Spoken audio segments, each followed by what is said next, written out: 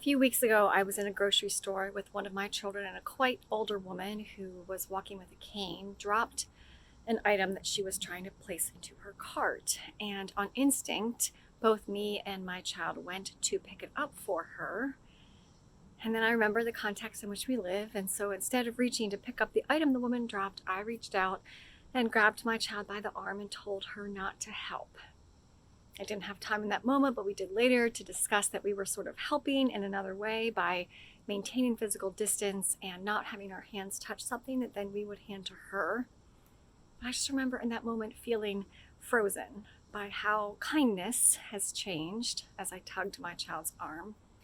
And before my brain had a chance to decide what to do next, to talk to the woman, an employee with gloves on happened by and the situation was resolved. But it got me thinking about specific moments over the past months where I didn't do some kindness, like bring a paper to somebody's porch or hold a door for someone. I tend to forget that one, and I've had more than one occasion where someone has asked me to please close the door and move farther away from them.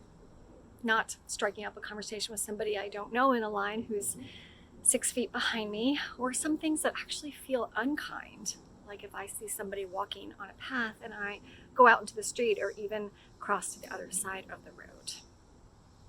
It is a hard aspect of this virus that people can be asymptomatic and still spread it. And I am less worried about an asymptomatic person spreading it to me, but way more worried about myself being asymptomatic and ending up spreading it to a very vulnerable person.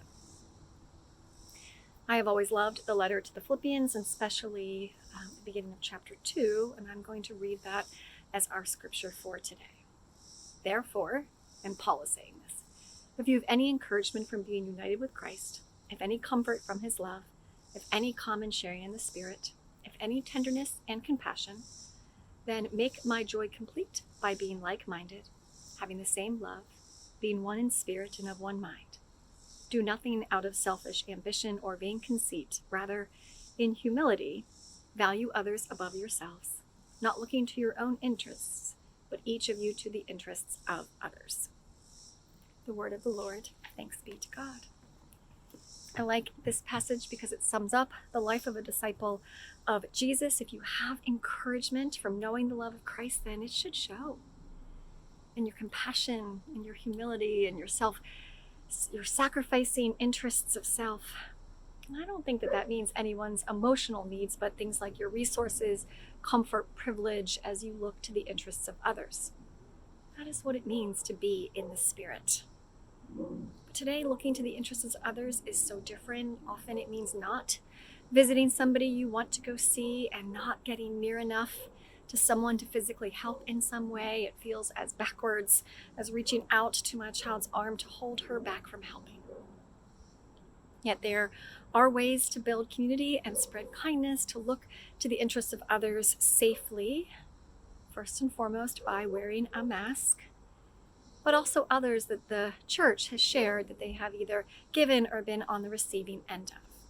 Things like noticing more waves and hellos to people they don't know, even if that is from the street or across it. Offers to buy groceries for neighbors and to persevere in this help as the months run long. Writing notes to people who live alone, putting out sidewalk chalk inspiration. A pastor friend and her family put out a daily joke poster every day. They're still doing it.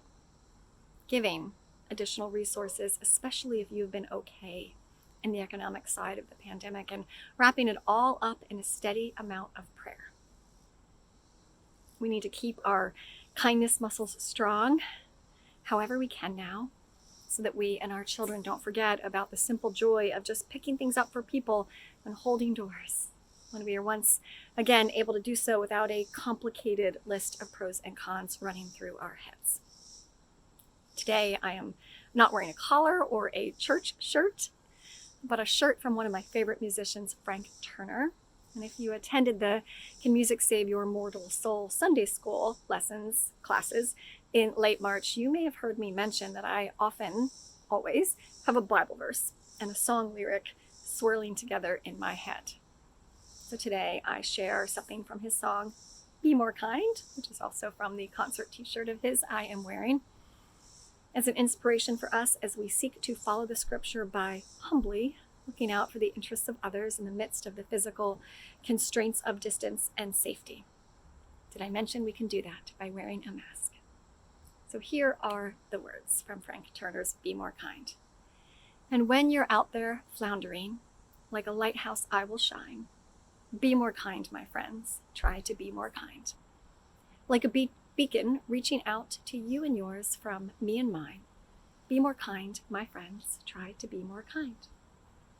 Let us be lighthouses that shine the light of Jesus through kindness, creativity, and safety on behalf of others. And now go in peace.